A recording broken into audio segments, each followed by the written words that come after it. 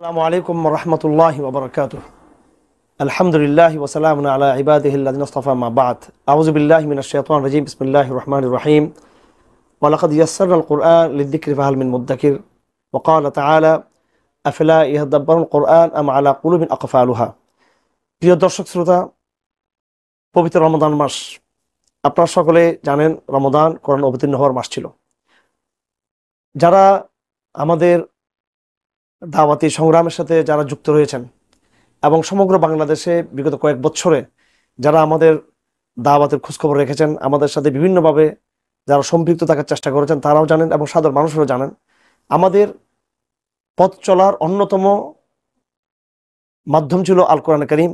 আমরা বিগত 5-6 বছর ধরে আমরা আল কোরআনের দারাস আমরা দিয়ে আসছি।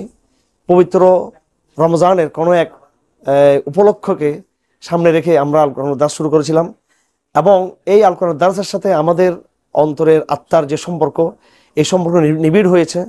যেটা আপনাদেরকে আমি সত্যভাবে বলতে চাই, সেটা হলো কারাগারের নির্জনতায়। কারাগারের নির্জনতায় 2009 সাল থেকে 2009 সালে প্রথম আমি যখন কারাগারে যাই, তখন আমি 3-4 মাসে আমাকে থাকতে হয়েছে। সে 3-4 মাস সময়, ওই সময়টুকুতে আমি আল কোরআনের একটা প্রাথমিক তাফসীর লিখেছিলাম। তারপর আবার দ্বিতীয় পর্বে 2013 এবং 13 সাল থেকে 16 সাল পর্যন্ত আমাকে কারাগারের নির্জনতায় থাকতে হয়েছে। সেখানে আমি কোরআনের আরও কিছু তাফসীর আমি লেখার সুযোগ হয়েছে। 16 সালে কারাগার থেকে বের হওয়ার পর আমি নিয়মিত আল কোরআনের দারাস দেওয়া শুরু করি কোনো এক রমজান পর থেকে। সেই দারাসগুলো বা আমাদের চট্টগ্রামের আমাদের কিছু দাওয়াতি ছোট ভাইয়েরা যারা অত্যন্ত স্কিলফুল এবং প্রতিভাবান, তারা একটা প্রকাশনা তৈরি করে, প্রকাশনা তারা পরিচালনা করেন চিন্তাপত্র নামে। এই চিন্তাপত্রের উদ্যোগে তারা আমার এই বিক্ষিপ্ত অসংখ্য বয়ান 2016-17 সাল থেকে শুরু করে আজকে 2025 সাল পর্যন্ত, বিশেষ করে বিগত জেল থেকে বের 2021 সালে আমি জেলে গিয়েছিলাম, 21 সালে গিয়ে 23 সালে বের হয়েছি। এরপরও আমি আমার দারাসকে অব্যাহত রাখার চেষ্টা করেছি।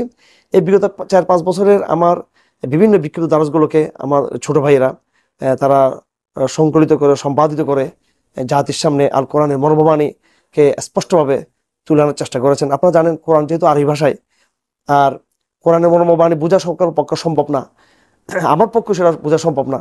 কিন্তু আমাদের দীর্ঘ সোহবত ওলামায়ে কেরামদের, বুজুর্গান দিনের এবং আমাদের মাশায়েখদের, আমাদের শায়েখদের, আমাদের সর্বলাইনের যারা আমাদের শায়েখ ছিলেন, বিশেষ করে দিন প্রতিষ্ঠার ক্ষেত্রে যারা আমাদের মুরব্বিরা ছিলেন,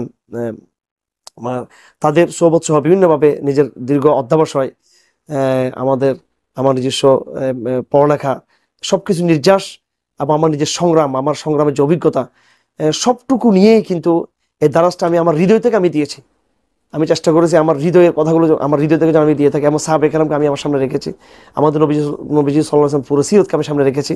আমার ভাইয়েরা অনেকেই কিতাব লেখেন তাত্ত্বিকতার জায়গা থেকে, চিন্তার জায়গা থেকে, কিন্তু আমি আমার দারাসগুলো, আমি আমার সংগ্রাম, আমার চেতনা, পড়ালেখা সবকিছু মিলিয়ে কিন্তু আমি আমার দারাসগুলো দিয়েছি। সেগুলোকে আমাদের ভাইয়েরা সম্পাদিত করে চিন্তাপত্রের সংশ্লিষ্ট ব্যক্তিবর্গ আপনাদের সামনে উপস্থাপন করেছেন। এই বই দুটো, প্রথম খণ্ড আল কোরআনের দারাস এবং আল কোরআনের দারাস দ্বিতীয় খণ্ড, এবং আরেকটি বই রয়েছে শব্দ শব্দ আল কোরআন এবং নুসুস আলকে জাহেলিয়া, বিশেষ করে শব্দ শব্দ কোরআন। আর এই বইটি আল কোরআনের দারাস, এগুলো আপনাদেরকে কোরআন বোঝার ক্ষেত্রে আপনাদেরকে সহযোগিতা করবে। কোরআন বোঝার জন্য এই বইগুলো মাইল ফলক হিসেবে প্রমাণিত হবে ইনশাআল্লাহ।